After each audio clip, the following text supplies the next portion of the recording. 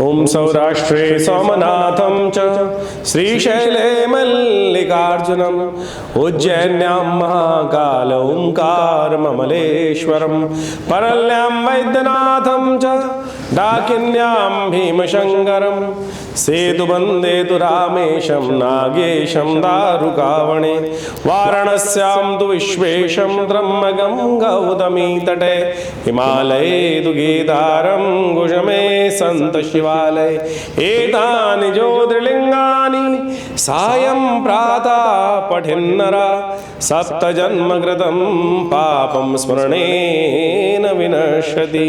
नमस्कार, स्वागत है आपका आचार्य वाणी में। मैं आचार्य डॉक्टर विक्रमादित्य आपके साथ हूँ और आज का विषय हम लेके आ रहे हैं आपके समक्ष मकर राशि वालों के लिए अगस्त के मध्यकाल में ग्रहों का योगायोग किस प्रकार का रहने वाला है।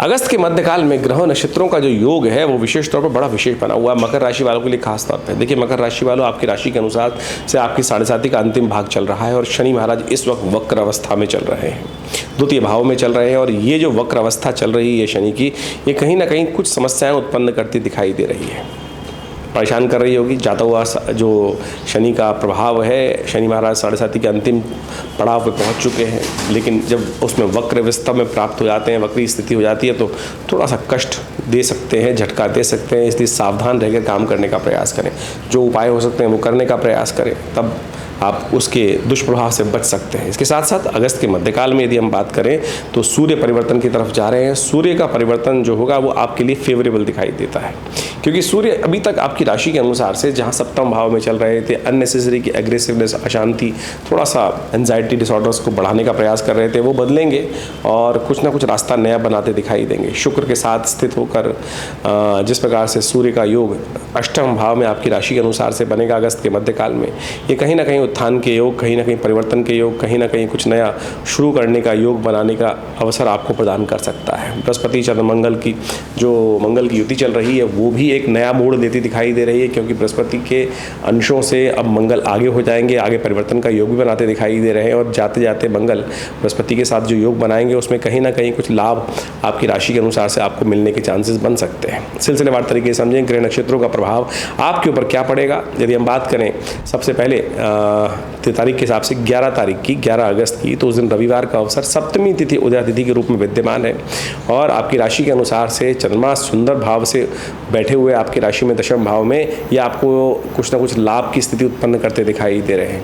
ये आपके लिए कोई ना कोई सम्मान की बात प्राप्त कराते दिखाई दे रहे हैं। आपके कर्म का फल आपको पूरी तरह से मिलता दिखाई दे रहा है। बुध इस दिन अस्त होंगे, करीब करीब शाम को 6:05 पर बुध सिंह राशि में चलते हुए अस्त अवस्था में प्राप्त हो जाएंगे। ये थोड़ा सा कुछ ना कुछ वीकनेस की योग दिखाते हैं, तो इसलिए इसका उपाय लगातार करना पड़ेगा। बुध एक बड़े विचित्र ग्रह माने जाते हैं ज्योतिष के दृष्टिकोण से। जब कोई ग्रह शुभ फल दे रहा होता है तो बुध शुभ फल देने शुरू कर देते हैं। तो ऐसे में बुध का अस्त होना, जिस समय परिवर्तन का विशेष समय चल रहा है, थोड़ा सा यहाँ पर उस प्रभाव को कम करता दिखाई देगा, आपके शुभ प्रभाव को। तो ऐसे में बुध का उपाय करना ज़रूरी है। देखिए, सावन का महीना चल रहा है, तो सावन के अनुसार से आपको हम दिव्य उपाय बताते हैं आपकी राशि के अनुसार से, तो आपके लिए बड़ा अच्छा रहेगा वो। आप दही के द्वारा भगवान का अभिषेक करने का प्रयास कीजिए और दही में थोड़ा सा तिल अवश्य डाल दें। तो आपकी राशि के अनुसार से तिलयुक्त दही देकर भगवान का नित्य प्रति थोड़ा सा अभिषेक कर लेंगे ओम नमः शिवाय का जप करते हुए, तो ये बुध को शक्ति देने वाला होगा, बुध के लाभ को देने वाला होगा। साथ साथ बिल्वपत्र भगवान पर अवश्य अर्पित करें। ये सावन का महीना जो अगस्त के मध्यकाल में पूरा तरह से प्रतिष्ठित रहेगा और बहुत सुंदर तरीके से भोलेनाथ को प्रसन्न करने का सुंदर अवसर है। 12 तारीख की यदि हम बात करें तो सोमवार सप्तमी तिथि उस दिन भी रहेगी, उसके साथ अष्टमी का योग बन जाएगा। साथ साथ सोमवार सावन का चतुर्थ सोमवार का योग पड़ रहा है और ये बड़ा सुंदर योग है।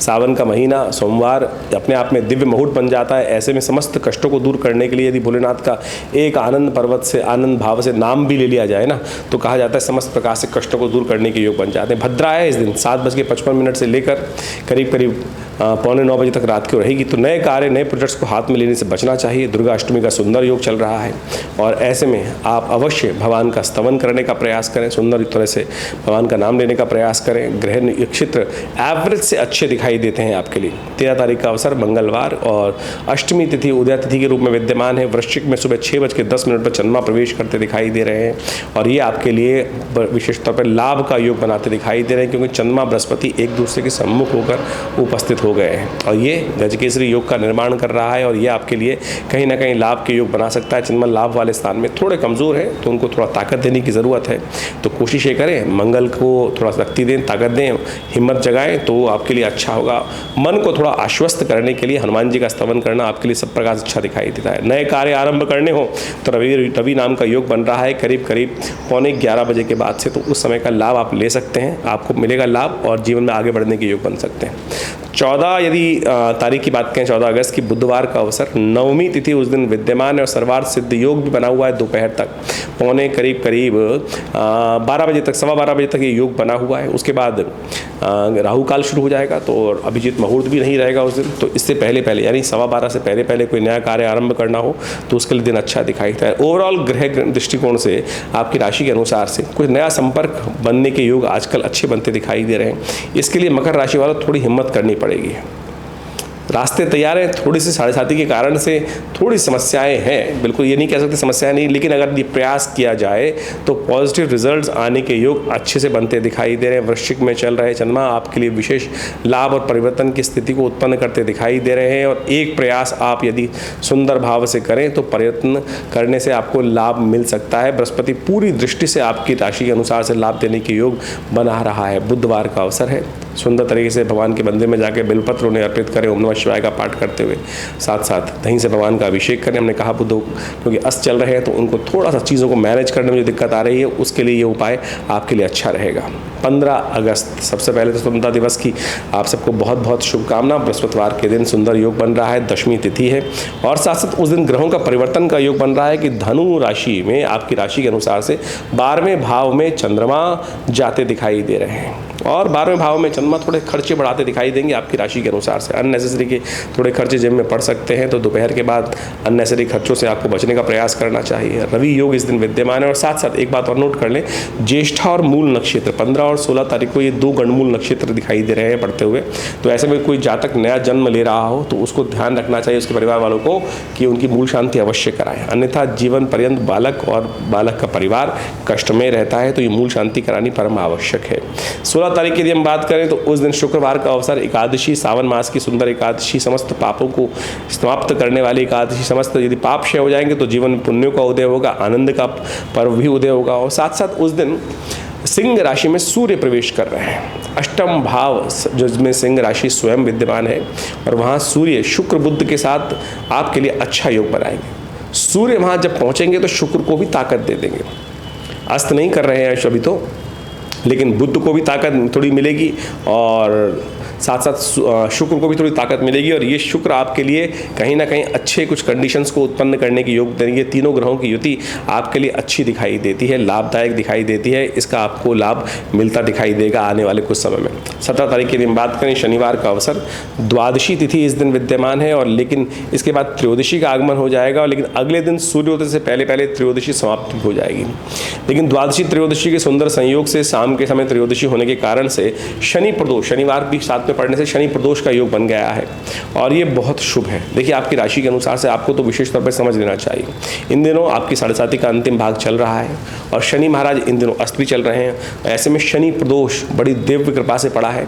ऐसे में कहा जाता है समस्त दोषों को हरने के लिए भगवान शंकर की यदि उपासना कर ली जाए और आपकी राशि के अनुसार से हम कहेंगे भगवान का या तो शाम के समय सूर्यास्त जब हो जाए उस समय तेलाभिषेक करें या फिर तिलोदक से भगवान का अभिषेक करें, तिल थोड़े जल में डालकर उनके ओम नमः शिवाय का जप करते हुए, या एक मंत्र हम बताते हैं, ओम शन्नो देवी रविष्ट्रया आपो भवन्तु पीतये शन्नो रविष्ट्रवन्तु नः। इसका यदि पाठ करते हुए कार्य किया जाए तो कहा जाता है परिवर्तन के योग बनते हैं। बहुत जल्दी परिवर्तन का योग आपके जीवन में हमें बनता दिखाई दे रहा है।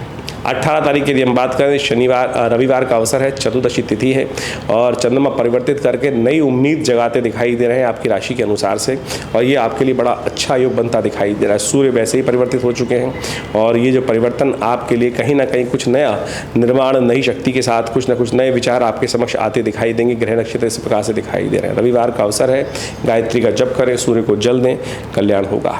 19 तारीख सोमवार राखी का पर्व है और राखी इस बार भद्रा युक्त है। बहुत सारे ज्योतिषियों ने कई प्रकार की बात यहाँ पे रखी हुई हैं कि भद्रा में ये नहीं करना चाहिए, भद्रा में वो नहीं करना चाहिए। देखिए, भद्रा में जो शास्त्र कहता है, अग्नि विशेष तौर पर हवन, कोई नया अनुष्ठान, नई पूजाएं, नए बहुत सारी चीज़ों के लिए भद्रा क्षेत्र कहा जाता है। नए कार्यों को करने से भद्रा में रोकना चाहिए।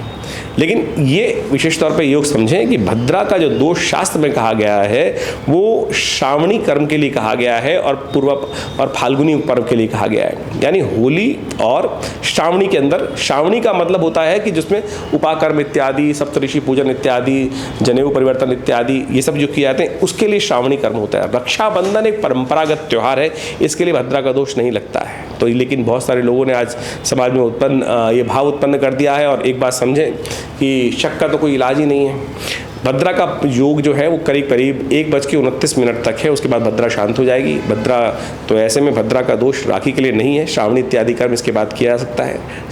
सावन का अंतिम सोमवार पड़ रहा है। विवेकानंद योगाश्रम में पूरे सावन तक नित्य प्रति रुद्राभिषेक का सुंदर कार्यक्रम रखा गया है। आप अपने ग्रह नक्षत्रों को ठीक करने के लिए भगवान का सुंदर स्तवन करें, कराएं, इससे कल्याण के योग बनेंगे और आप भी इस उत्सव में सम्मिलित हो सकते हैं। 20 तारीख यदि हम बात करें, मंगलवार 20 अगस्त, उस दिन भाद्रपद का महीना आरंभ हो रहा है और ये भाद्रपद का महीना भगवान कृष्णमय जीवन को बनाने के लिए सबसे आनंदमय माना जाता है। बृहस्पति परिवर्तित होकर अपने अंशों में आगे बढ़ते हुए मृगशिरा नक्षत्र के प्रथम चरण में प्रवेश कर रहे हैं और ये आपके लिए अच्छा योग बनाता दिखाई देता है। पंचम भाव में बैठे हुए बृहस्पति भाग्य को देख रहे हैं और अपनी गति से मंगल उनसे आगे निकल चुका है और बृहस्पति अब पूर्ण शक्ति के साथ कल्याण करने का रास्ता बनाते दिखाई दे रहे हैं। शुभ फल प्राप्ति का प्रभाव आपके जीवन में आने वाले समय में दिखना लगेगा आपको। तो सिलसिलेवार तरीके से ज्योतिष के दृष्टिकोण से, तिथियों के हिसाब से आपके लिए ग्रहों का योगायोग क्या है वो आपने समझा। इसके अनुसार से इन सब चीज़ों को समझते हुए भी ज्योतिष के साथ साथ हमको ये भी समझना चाहिए बाकी ग्रहों के साथ साथ आपकी कुंडली में ग्रहों का योगायोग किस प्रकार का है। आपकी विशेष तौर पर ये समझें कि दशाएं, अंतर्दशाएं जो कि जिस प्रकार से चल रही हैं उनका भी महत्वपूर्ण प्रभाव रहता है और उन सब चीज़ों को समझते हुए हमें उनके उपाय समय को ध्यान में रखते हुए करने का प्रयास करना चाहिए।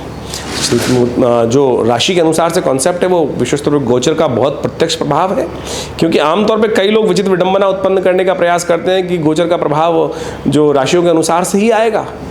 कई लोग इस बात को अपने आप को प्रेजेंट करने के लिए कि नहीं राशि का प्रभाव कुछ नहीं होता, राशि का प्रभाव ही है सब कुछ। गोचर का दृष्टिकोण देखेंगे किससे? गोचर का प्रभाव राशि के दृष्टिकोण से ही देखने को मिलेगा, लेकिन अब उसमें ये देखने की आवश्यकता होती है कि आपकी राशि या लग्न या कौन सी कुंडली का कौन सा ग्रह किस प्रकार से प्रभाव उत्पन्न करने का प्रयास कर रहा है और कहाँ से उन सब चीज़ों को कैलकुलेट करने की ज़रूरत है। तो उसके लिए ज्योतिष को बहुत अच्छे से देखने, कुंडली को बहुत अच्छे से देखने की आवश्यकता है। तो आप अपनी कुंडली को अच्छे से समझते हुए, देखते हुए चीज़ों को कार्य करने का प्रयास कीजिए। हम समय समय पर आपके समक्ष आते ही रहते हैं और बहुत सारे उपाय बताने का प्रयास करते हैं और बहुत सारे तिथिवार के अनुसार से ग्रह नक्षत्रों का प्रभाव आपके ऊपर क्या है उसको समझाने का प्रयास करते हैं। और विवेकानंद योगाश्रम इस क्षेत्र में कार्य कर ही रहा है। समय समय पर बड़े बड़े अनुष्ठान, बड़े बड़े यज्ञ इत्यादि आश्रम पर चलते ही रहते हैं। भगवती का श्री विग्रह जो यहाँ उपस्थित है मंदिर में, 1947 में मुल्तान से आया हुआ श्री विग्रह, उनके सानिध्य में नित्य प्रति 8 घंटे करीब यज्ञ होता है और आप भी स्वयं हर रविवार को इस कार्यक्रम में भाग ले सकते हैं। सावन के पूरे महीने में नित्य प्रति शाम को रुद्राभिषेक चल ही रहा है। आप उसमें भी हमारे साथ उस रुद्राभिषेक के कार्यक्रम में सम्मिलित होने के लिए आश्रम से संपर्क साध सकते हैं। नंबर्स, आश्रम के फ़ोन नंबर्स आपके समक्ष चलते ही रहते हैं, उन पर आप संपर्क साधेंगे और जो भी कोई विशेष जानकारी प्राप्त करना चाहते हैं उन सब नंबरों के माध्यम से आप आ सकते हैं।